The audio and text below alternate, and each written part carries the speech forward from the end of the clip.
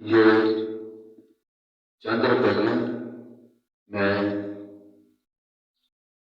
जनाब जहर साहब जो मेरे पीर भाई हैं उनकी नज़र कर रहा हूँ। माशाल्लाह बहुत ही अच्छी और प्यारी नकाबत करते हैं। ये रुपया उनकी नज़र में कर रहा हूँ। जिथों सखी बनते बादशाह बनते घराना पंजतन पाक का लज पा दे।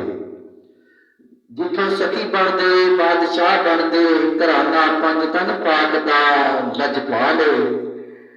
ते मंगतियां नूं खाली कदे मोड़ते नहीं जहर साहिब, मंगतियां नूं खाली कदे मोड़ते नहीं।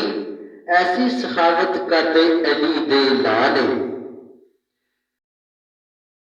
किते दाता अली हजवेरी, किते दाता अली हजवेरी, किते होशो पाक ते किते गौस पाक मीरा बेमिसाल। किते दाता अली हजवेरी, किते होशो पाक ते किते गौस पाक मीरा बेमिसाल।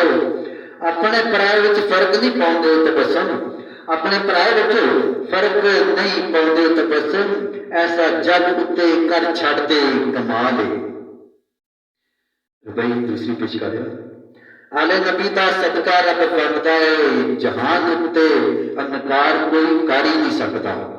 आले नबी का सदका रब बनता है जहान उत्ते इनकार कोई कर ही नहीं सकता।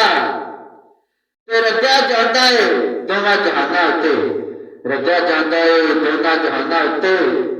इन्हां लई जेड़ा दिल विच बुग़्ज़ रखदा मेरा पीर चिराग अली शाह सैयो, मेरा पीर चिराग अली शाह सैयो सबक नाने बाबे दा मरीदा नूं दसदा। ते नाल यकीन दे तबस्सुम, नाल यकीन दे तबस्सुम। मंगिए सैयदा कोलों पता इन्हां नूं कच पकदा। आखिरी रुपये पेश कर जरा साहब नजरी करम फरमाना। मीम मुहम्मद दी खुशबू मदीने आके साढ़े दिलों मोहतर कर दी। मीम मुहम्मद दी खुशबू मदीने विचों आके साढ़े दिलों मोहतर कर दी। उथे उथे जाती जिथे महफिल मेरी सरकार दी जिक्र कर दी। उथे उथे जाती जिथे महफिल मेरे सरकार का जिक्र कर दी।